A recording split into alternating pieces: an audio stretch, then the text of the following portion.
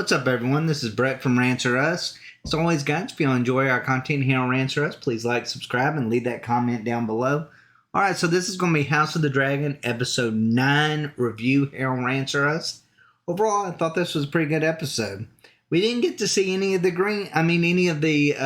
Rhaenyra or any of the ones that are on side black, I guess you could say. Because, it's now brought up between the greens and the blacks. And I'll be honest with you, I actually thought I thought them focusing on the greens was what this show really needed. Because for so long, throughout the previous 8 episodes, I felt like everything was pointing in the greens being the villains, the blacks in Rhaenyra, and her side being Daemon being the more heroic types, the ones that are wanting peace and wanting the right things for the kingdom and all that. So I kind of felt like this kind of evened the odds a little bit, getting to know that, hey, Alicent really did care about Viserys, and she really, truly did want to fulfill his wishes at the very end. Of course, we know that Otto Hightower took advantage of that. So I don't think his motives are necessarily,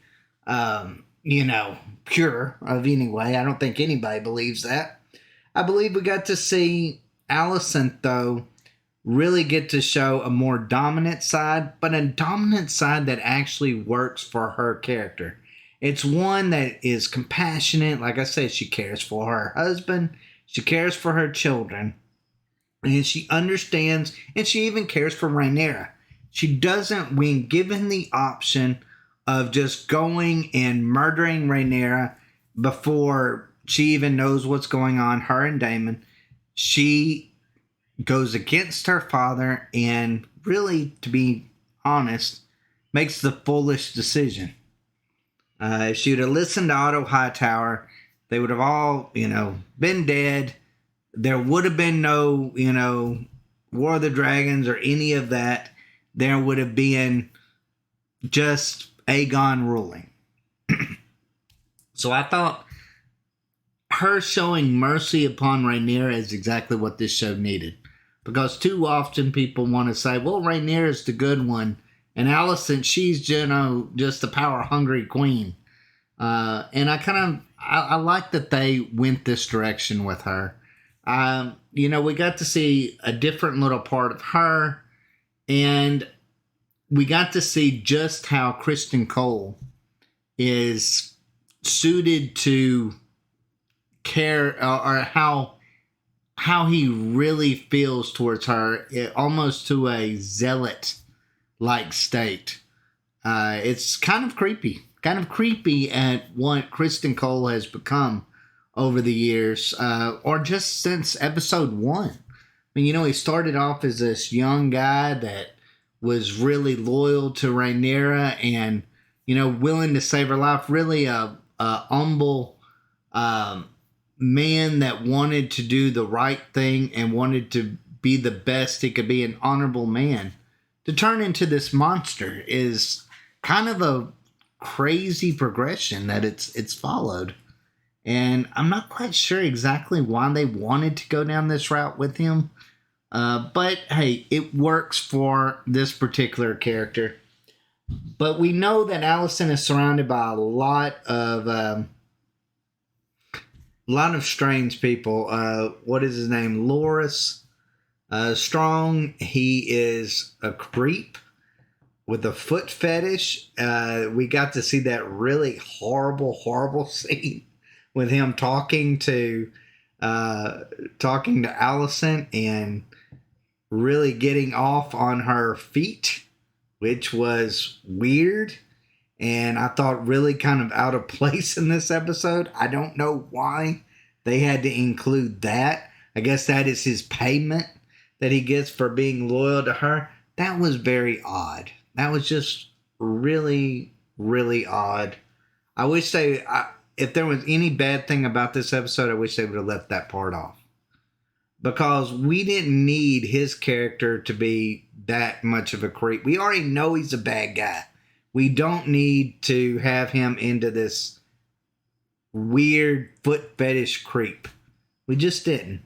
But anyways, I even liked the side of Aegon in this episode.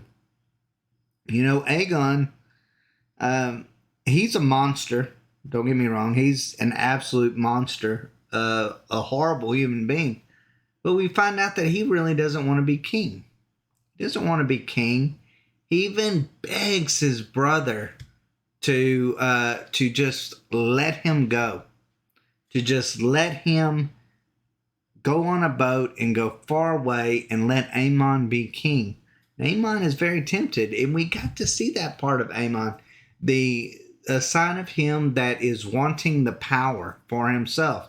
He even tells Sir Kristen Cole, that he would be the better king. I wonder how all of this would have turned out if Aegon would have gone on a boat. Aemon would have let him and had Aemon as king. Aemon would have been a very formidable king. He would have been an incredibly formidable king, one that I believe would have granted the Greens victory in the war or in the upcoming war. I think he would have just been a wiser, better king all the way around. Aegon, it's clear that he's not set for that role. But like I've said before in my reviews here on Rants, I don't believe Rhaenyra is either. Everybody wants to get on Team Rhaenyra, but at the end of the day, she's kind of bratty and spoiled, and I personally don't really like her character, to be honest with you, simply because I feel like she wanted to be the heir. She got to be the heir, and then she's like, well, that's a heavy burden to take. But then you find out, of course, she's willing to die over this of being heir again. So we have all of this instead of the women saving the day when it comes to this House of the Dragon, like the way the producers made it out to be. It turns out that's not necessarily the case. Actually, they're the ones that brought on the war in the first place. So the whole narrative is changed from what it's supposed to, what a lot of people was thinking it was going to be. But overall, I enjoyed this episode.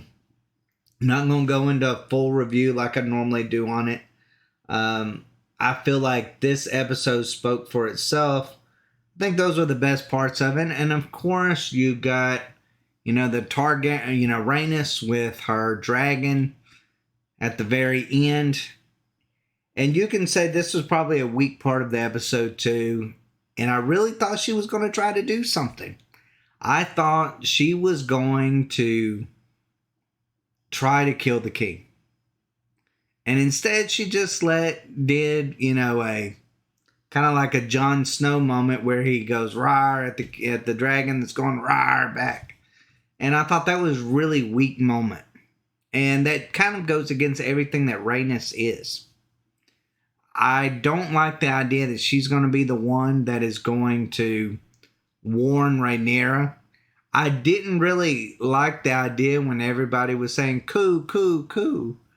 When, look, if the queen says that that's the king's final wishes, and everybody's like, no, we're actually Team Rhaenyra, then, I don't know what to say about that. Kind of feel like I don't know why the lords or the ladies would be that prone on Rhaenyra. When Rhaenyra has really not been in King's Landing, she's been in Dragonstone and other places, and not being in the spotlight. So I don't really understand the loyalty that some of these characters would be willing to die over. I thought that was very strange. And I thought it was a very odd moment when they were doing the fealty thing. And there was these people that, these lords and ladies that, refused it. What did they think was going to happen to them? Did they think that they were going to be just set free to be traitors to the realm? I mean, they literally said, They won't bow down to the king, which would be Aegon. So it was just odd. That's all I can say. It's just odd to think that these people would be willing to die over Rhaenyra, who has not proven anything of anything to anybody. But hey, it's a show.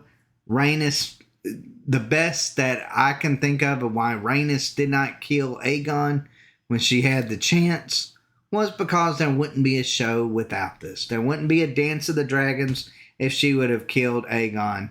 But you know what? From a storytelling perspective, that's a really, really dumb way to have it. Well, she can't do it because they have, this plot shield that causes her not to be able to do it. I want a better reason than that. So there is some weak parts of this episode, but overall I did enjoy it. I'm glad that they kind of even the odds of making at least some of the Greens into more sympathetic characters, which whether you hate them or love them, I just feel like it makes for a better show when there's more depth to characters. And that's my final say on that. I believe that each one of these characters should be given some depth and not given this plot armor and not be fall into this trap. Well, one side's good and one side's bad. They're all bad. They're all bad. They're all willing to really sacrifice their children for the throne. I mean, and as a parent, that's about the worst thing that a human being can do. So, yeah, I mean, that's the way I look at it. They're all evil. They're all evil. I'm not on Team Green or Team Black or any of that. I think they're all bad people, and I think I watch this show as it goes, and there's certain characters I like, some characters I truly dislike on both sides. But overall, I think this episode was, I'll give it about a 7 out of 10. I did enjoy it. I really did enjoy it. You take the foot fetish thing out, and then you take the Rhaenys, not killing or trying to kill Aegon at the end when she frees her dragon. If you take those two things out of this episode, I think this is a very, very strong episode. But overall, guys, let me know what y'all think in the comments down below. Did you love it? Did you hate it? Let me know. And as always, guys, thank y'all so much for watching, and y'all take care.